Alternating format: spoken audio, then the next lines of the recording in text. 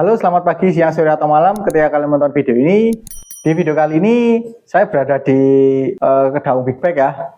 Showroom jual beli motor besar di Kota Malang.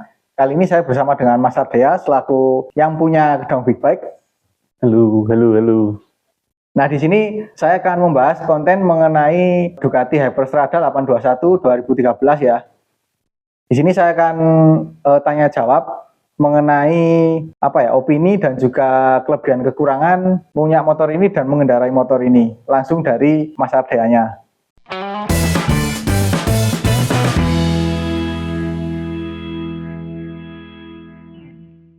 Halo Mas. Halo. Ya. Kedua kalinya ya video. Kalinya.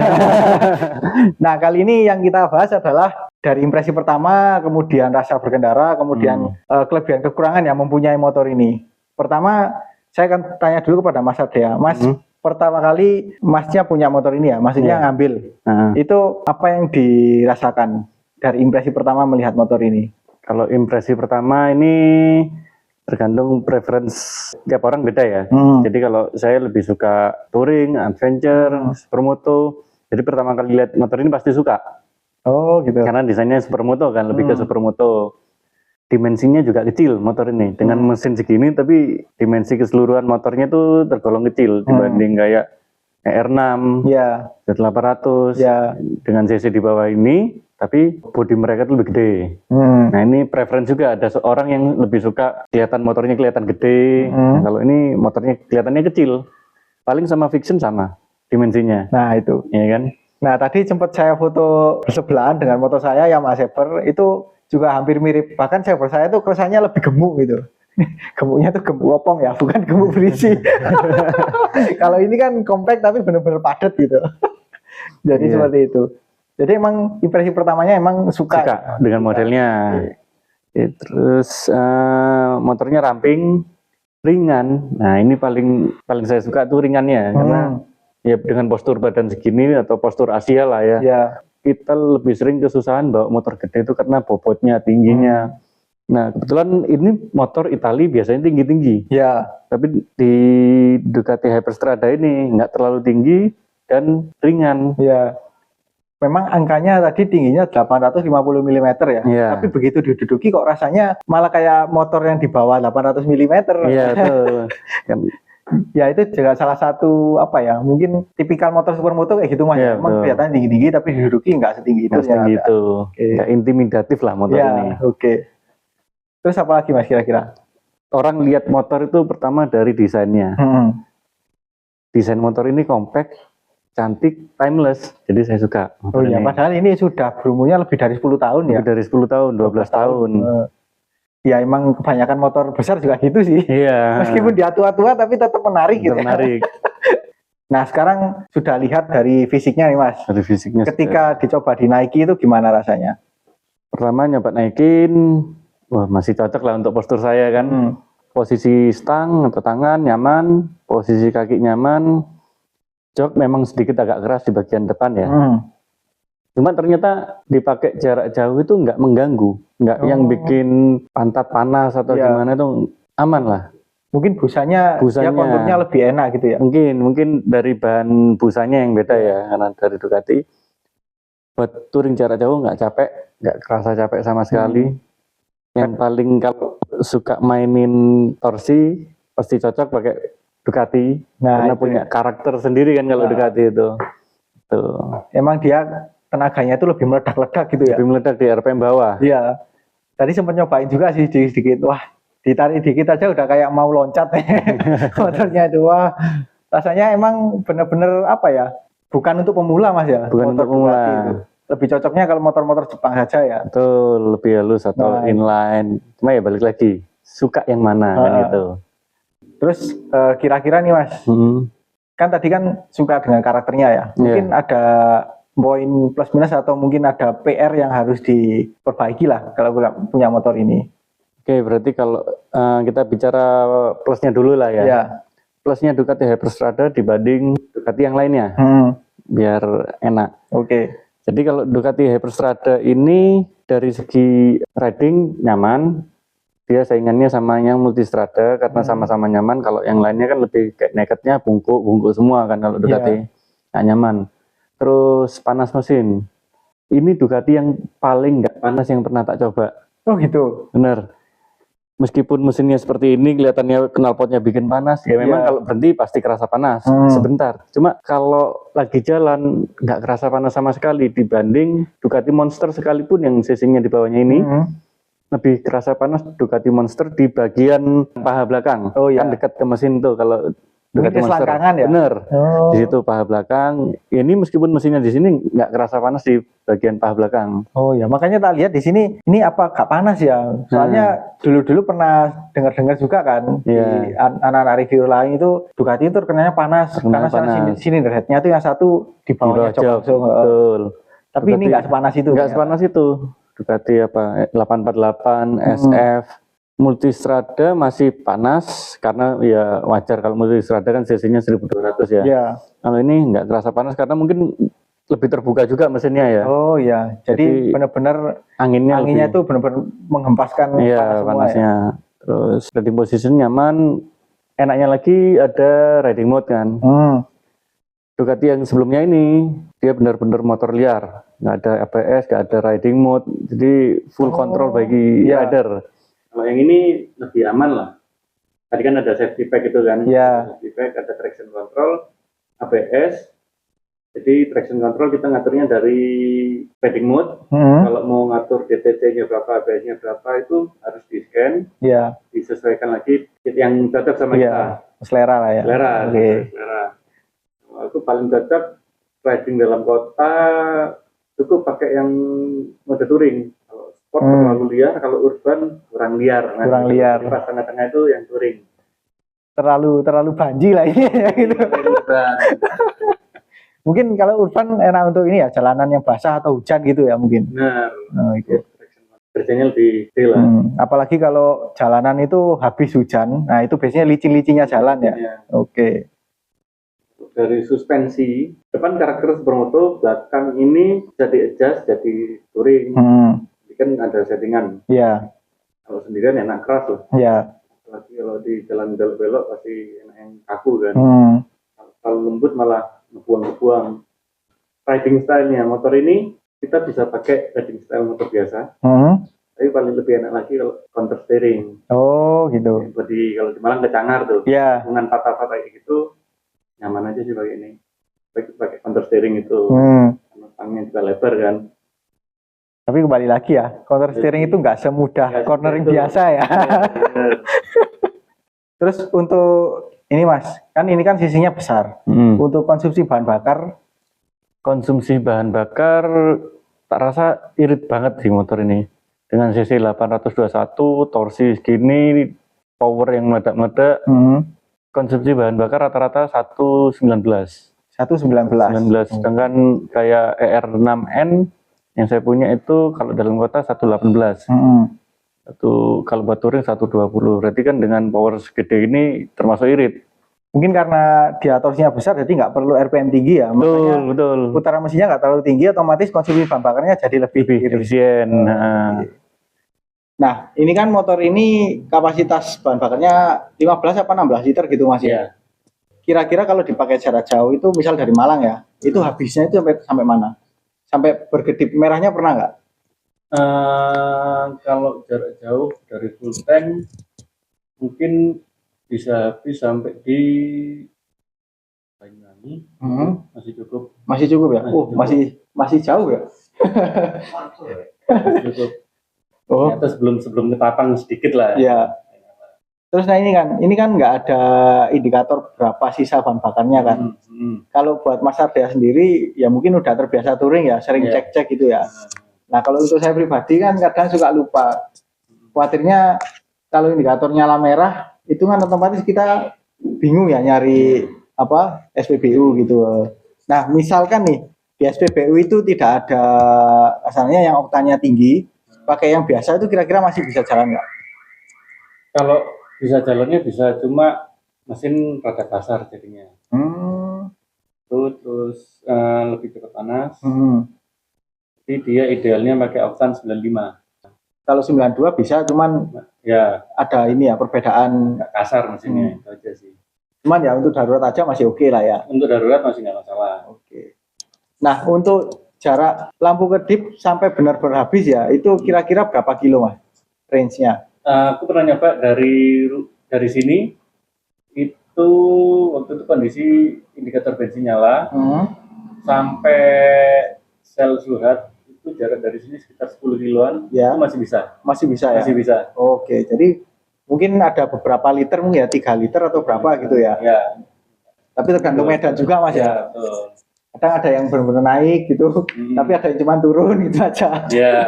Nah itu lagi. Itu. Ya, itu yang paling signifikan. Untuk perawatannya sendiri mas, dibandingkan dengan motor-motor Eropa lain bahkan yang Jepang ya, ini termasuk yang paling mahal atau bagaimana? Kalau sama motor Eropa sama-sama mahal semua motor Eropa spare partnya. Cuma untuk ketersediaan spare part, Ducati ini cukup banyak lah spare partnya di Indonesia. Karena mesin Ducati ini kayak yang 821, ada dipakai di Hyperstrada, ada dipakai di Monster juga. Jadi masih bisa substitusi spare part mesin.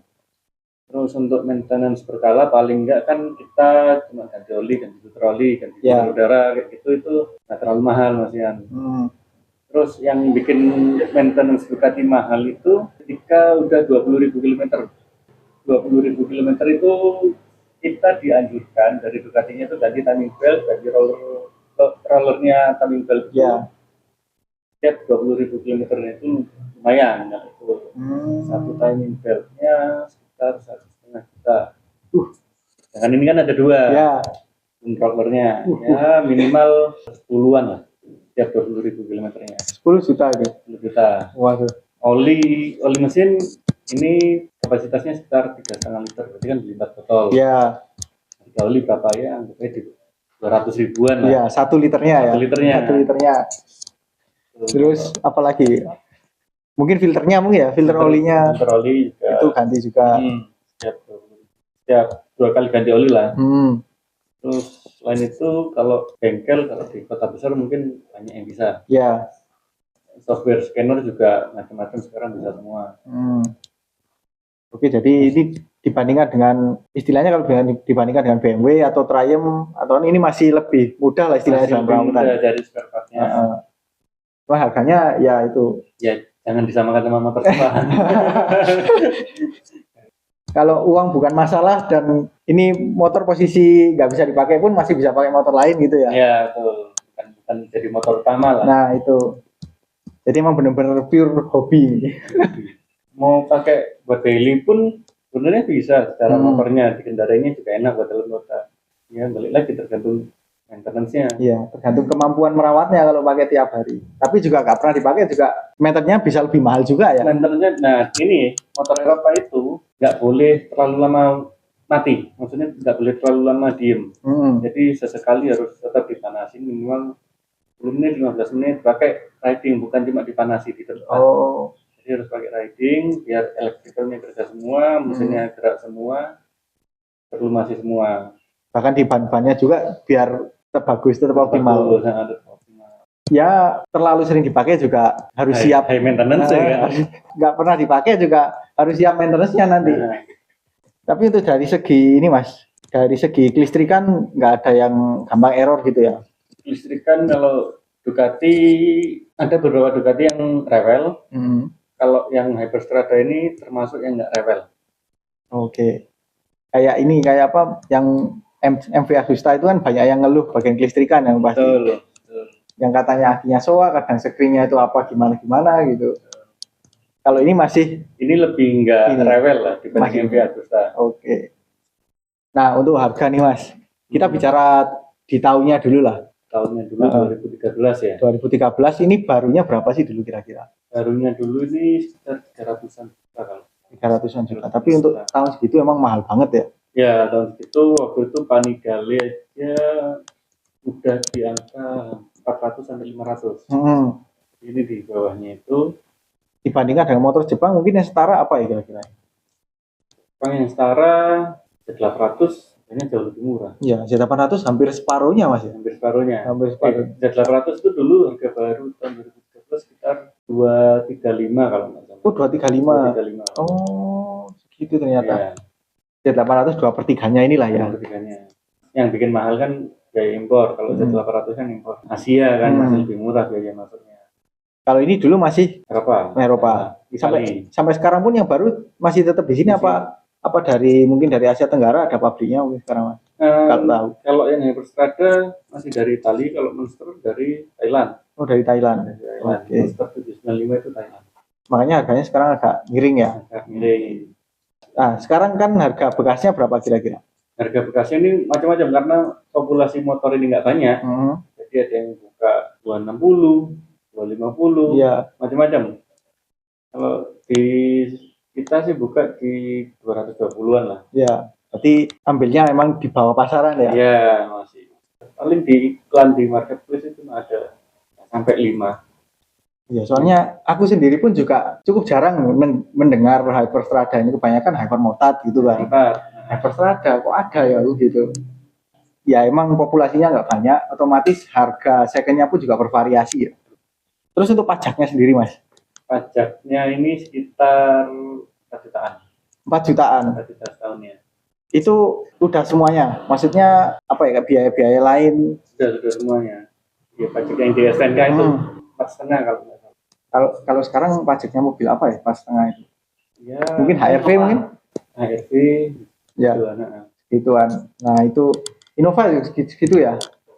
Ya mungkin harga segitu, jadi ya kayak merawat mobil juga sini. Bahkan lebih mahal dari mobil. Ya namanya cara hobi kan ya. Cara hobi emang gak bisa dipikir nalar malah ya. Nah spare part nih Mas, spare part untuk aftermarket nih. Untuk aftermarket kayak knalpot itu banyak sih yang jual. Mungkin aksesoris kayak originalnya kayak handguard itu jarang yang jual. Persediaan spare partnya emang nggak banyak ya? Kalau spare part body memang nggak banyak. Kalau mesin masih banyak. Karena sudah substitusi dengan model yang lain ya, gitu ya. Oke. Nah ini Mas ada pertanyaan mungkin yang menurut saya agak aneh ya, terutama di bagian suspensi depan. Ini suspensi depannya dia lebih rendah ya daripada Hypermotard.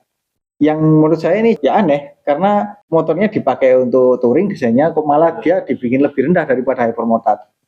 Itu malah jadi efeknya nanti kemana Mas kira-kira? Selain dari suspensinya lebih kasar, lebih kaku ya? Lebih kaku, terus ground clearance otomatis lebih turun, rendah.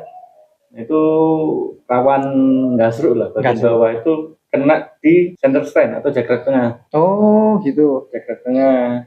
Jadi kan ini motor ini touring jadi ada jakrek tengahnya, itu nilai plus lah buat kita kan karena jarang. Motor touring zaman sekarang ada jakrek tengah. Jarang.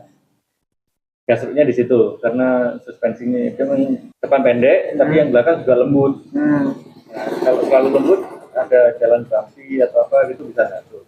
Apalagi nanti boncengan plus ada setback, apalagi ada top box-nya juga. Nah itu malah lebih turun lagi malah. Nah tapi kira-kira gasruk ini kan masih ada undercowl-nya nih Mas. Undercowl juga ada plate tipis di bawahnya undercowl itu, jadi kalau ke mesin sih masih aman. Cuman kadang kalau kerasa ngeri aja ya.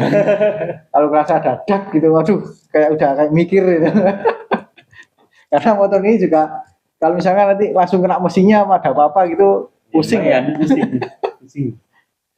Oke, mungkin seperti itu saja ya percakapan saya dengan Mas Adea tentang motor ini, dan tadi sempat nyinggung motor lain juga ya sebagai pembanding. Kesimpulannya kalau kalian punya motor Eropa apalagi Ducati seperti ini ya harus siap mental, siap finansial juga, dan yang pastinya harus punya banyak teman juga ya biar nggak kesepian. Tapi emang komunitasnya banyak banget ya Mas ya Ducati ya sekarang. Di Indonesia ada komunitas Ducati, kalau di Malang campuran. Untuk dibandingkan dengan motor-motor Eropa lain, Ducati ini termasuk yang terbanyak ya. Paling banyak. Jadi terima kasih Mas untuk waktunya ya. Jadi punya banyak ini ya pengetahuan tentang motor ini, seluk-beluknya bagaimana dan cara perawatannya bagaimana. Seperti itu aja untuk video kali ini. Kalau suka dengan video jangan lupa di like. Apabila ada pertanyaan, kritik atau saran silakan komen di bawah. Share juga ke sosial media kalian apabila video ini bermanfaat. Jangan lupa subscribe untuk mengikuti video terbaru dari saya. Nyalakan juga tombol loncengnya untuk mendapatkan notifikasi video terbaru dari saya. Follow juga Instagram, TikTok, dan Facebook saya di @mojowibi, dan juga Instagramnya Mas Adea. Ketemu lebih baik. Terima kasih telah menonton dan sampai jumpa di video selanjutnya.